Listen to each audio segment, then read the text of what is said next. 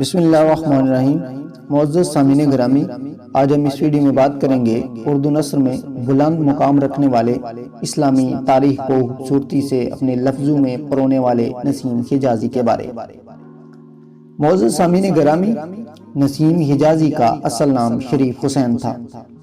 نسیم حجازی ان کا قلمی نام تھا جس سے مقبول عام ہوئے۔ شریف حسین 19 مئی 1914 کو گرداسپور میں پیدا ہوئے۔ آزادی کے بعد اپنے اہل خانہ کے ساتھ پاکستان آ گئے۔ ان کے والد کا نام چودھری محمد ابراہیم تھا۔ ابتدائی تعلیم گرداسپور سے ہی حاصل کی۔ اعلیٰ تعلیم کے لیے لاہور آئے، BA کیا اور اسی دورانیے میں ادب کا سفر کی ابتدا کے مختلف جریدوں میں اپنے افسانے شائع کرواتے تھے۔ نسیم حجازی یقیناً ایک مبلغ ہیں، لیکن ان کا جذبہ تبلیغ ہی انہیں بلاغت فن کی طرف متوجہ کرتا ہے، اور وہ اپنے پیغام کو زیادہ سے زیادہ دل آویز بنانے کے لیے حسن اظہار کی آخری حدوں تک جاتے ہیں۔ نتیجتاً ان کا اسلوب نگارش سحر افریب بن جاتا ہے۔ کم نظر ناقدین اسے پروپیگنڈا کہہ کر نظر انداز کرنے کی کوشش کرتے ہیں۔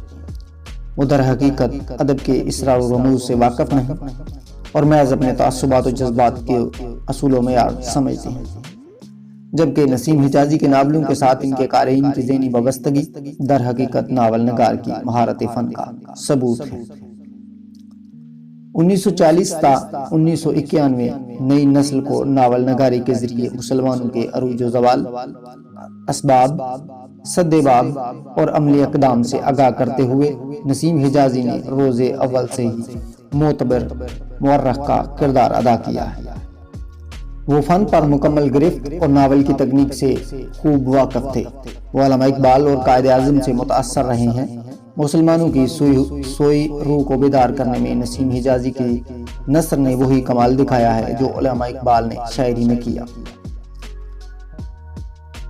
معزز سامعین گرامی، نسیم حجازی کے بعض کردار جذباتی مکالمے پیش کرتے ہیں اور طویل مکالموں سے قاری کو ہرگز بوریت کا احساس نہیں ہوتا، کیونکہ وہ حقیقت سے بالکل دور نہیں۔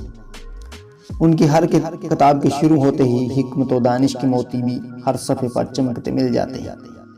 نسیم حجازی کا مطالعہ وسیع اور مشاہدہ گہرا ہے۔ وہ جس ماحول کو پیش کرنا چاہتے ہیں ان کے جزیات و تفصیلات سے واقف ہیں اور حالات کے تجزیے میں انہیں ید طولہ حاصل ہے۔ ان کی سیاسی بصیرت تاریخی واقعات کے تمام مضمرات کھول کر سامنے رکھ دیتی ہے۔ فنی کمال کا اندازہ محمد بن قاسم کے مطالعے سے کیا جا سکتا ہے کہ کس ہنرمندی و چاپک دستی سے تاریخ مسق کیے بغیر متاثر کن داستان سے خلاط جنگ میں بھی انسانی رشتوں کے احترام اور معاشرتی سرگرمیوں میں امن و محبت کا ماحول پیدا کیا۔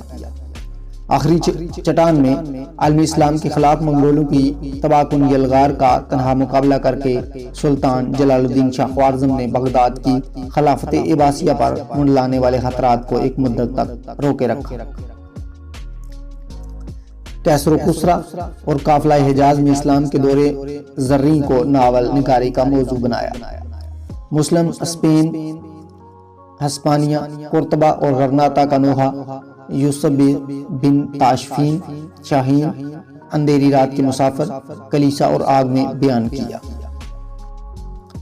نسیم حجازی کی مشہور تصانیف میں محمد بن قاسم اور تلوار ٹوٹ گئی، گمشدہ قافلے، مزملی، اندھیری رات کے مسافر، شاہین، کیسر و کسرا، پردیسی درخت، آخری چٹان، آخری مارکا، انسان اور دیوتا، کلیسا اور آگ، یوسف بن تاشفین، سفید جزیرہ، ثقافت کی تلاش میں، 100 سال بعد، داستانی مجاہد قابل ذکر ہیں۔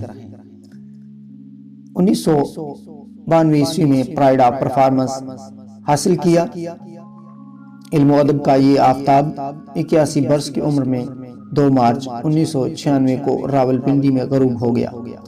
وہ اپنی تحریروں سے ہمیشہ کے لیے روشن سویرا طلوع کر گئے، جن کی چمک رہتی دنیا تک آنکھوں کو ہیرا کرتی رہے گی۔ معزز سامعین گرامی، آپ کو ہماری یہ ویڈیو کیسی لگی کمنٹ باکس میں ضرور بتائیے گا۔ اگر آپ ہمارے چینل پر نئے ہیں تو ہمارے چینل کو سبسکرائب کریں اور بیل آئیکن کو ضرور پریس کریں تاکہ نئی اپلوڈ ہونے والی ویڈیوز آپ تک پہنچ سکیں۔ ویڈیو دیکھنے کا شکریہ۔ اللہ حافظ۔